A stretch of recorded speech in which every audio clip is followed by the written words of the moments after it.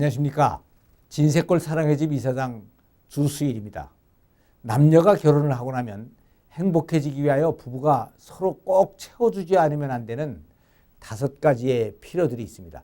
그래서 오늘은 남편들이 행복해지기 위하여 아내들이 채워줘야 할 5번째 필요가 무엇인가 하는 것에 대하여 말씀을 드리겠습니다. 남편들이 아내로부터 체험받기를 원하는 5번째 필요는 아내로부터 존경과 칭찬을 받기를 원한다는 것입니다. 남성들은 여성에 비하여 영웅심이 아주 강합니다.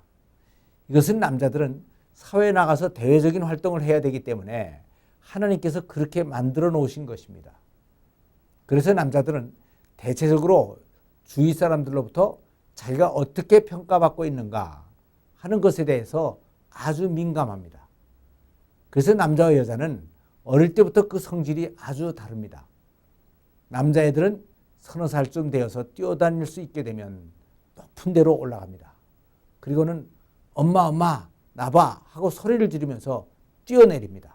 그러면 엄마가 어이구 너는 어떻게 그렇게 높은 데서도 잘 뛰어내리냐 하고 감탄을 하면 더 높은 데서 또 뛰어내릴 수가 있는데 하면서 더 높은 데로 올라갑니다. 그러면 어머니는 질겁을 하면서 말리게 되는 것입니다.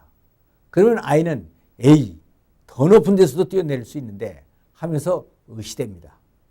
그리고 또 어쩌다가 머리를 벽에다 꽝 하고 박고 울려고 할 때 엄마가 아이고 너는 울지도 않고 어쩌면 머리가 그렇게 강하냐 하고 칭찬을 하면 울음을 꾹 참고 오히려 더 세게 박을 수도 있는데 하면서 자신을 과시해 보이는 것입니다.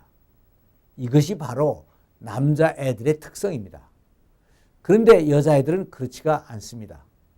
높은 데 올려놓고 너 여기서 뛰어내릴 수 있어? 하고 물어보면 무서워 하면서 손을 내밀며 잡아달라고 합니다.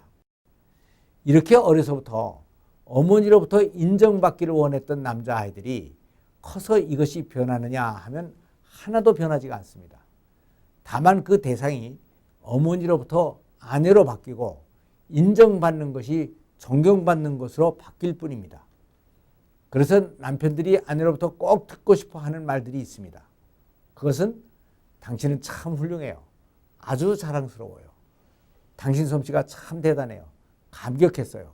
정말 멋져요. 하는 말들입니다. 이러한 아내의 지원과 격려는 남편들에게 자신감을 주고 더 큰 일을 할 수 있는 능력을 길러줍니다. 그래서 영웅 뒤에는 반드시 훌륭한 어머니나 아내가 있는 것입니다. 그런데 이런 여인들의 역할은 겉으로 보면 그렇게 대단한 것 같이 보이지가 않습니다.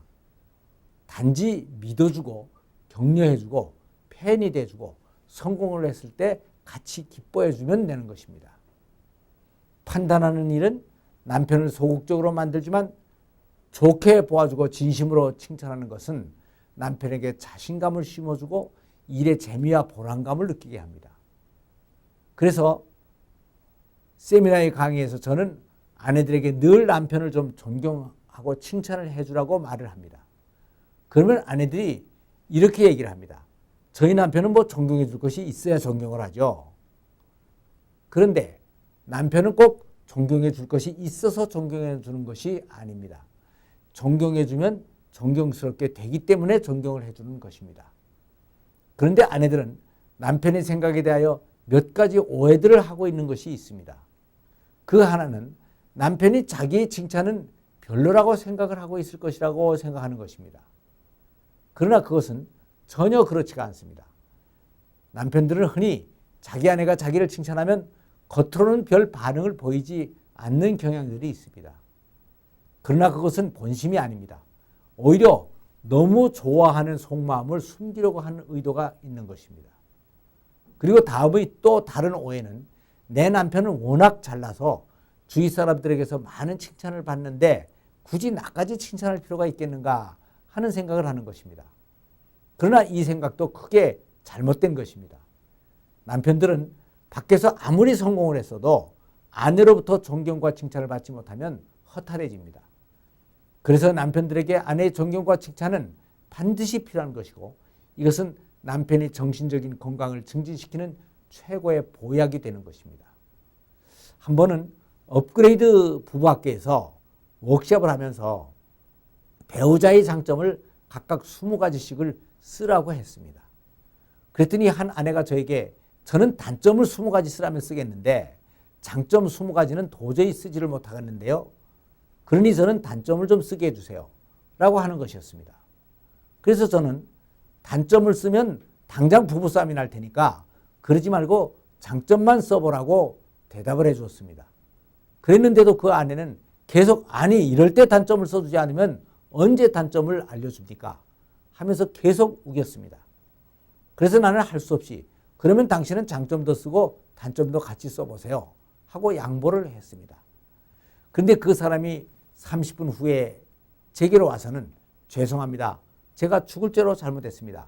하고 사과를 하는 것이었습니다. 그래서 저는 아니 뭘 또 그렇게 죽을 죄로 잘못을 했습니까? 하고 반문을 했더니 다음과 같은 고백을 하는 것이었습니다. 먼저 남편이 단점을 쓰기 시작했는데 3개쯤 쓰니까 더 이상 생각이 나지를 않았다는 것이었습니다. 그래도 억지로 5개까지를 써서 채우고 다음은 장점을 쓰기 시작했습니다. 그런데 하나 둘 쓰다 보니까 15개가 넘게 나왔습니다.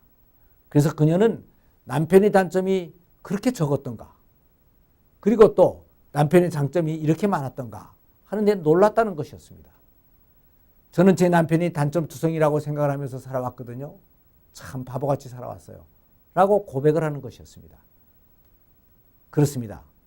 대부분의 부부들은 자기 배우자가 장점보다는 단점이 훨씬 더 많다고 느끼며 살고 있습니다. 그런데 사실은 그렇지 않기 때문에 이것은 착각인 것입니다. 그런데 이렇게 되는 이유는 자신의 시선을 배우자의 단점에 맞추고 살아가고 있기 때문입니다. 동전을 멀리 놓고 보면 그것은 아주 작게 보입니다. 그러나 이것을 눈앞에 바싹 갖다 붙이면 온 세상이 다 동전으로만 보이게 되는 것입니다. 마찬가지로 배우자의 단점에 초점을 맞추고 살면 배우자의 장점은 그 단점에 가리워서 전혀 볼 수가 없게 되는 것입니다. 그래서 시각을 조금 바꾸어서 배우자의 장점에 초점을 맞추면 배우자의 장점이 크게 부각이 됩니다. 그러면 내가 이렇게 훌륭한 배우자와 같이 살고 있다니 하는 생각이 들어서 내가 먼저 행복해집니다. 그리고 이것을 표현해주면 배우자가 또 행복해집니다. 그러면 이렇게 행복해하는 배우자를 보면서 나도 더 행복해지게 되는 것입니다. 이것이 바로 부부가 풍성하고 행복한 삶을 살아가는 비결이 되는 것입니다. 감사합니다.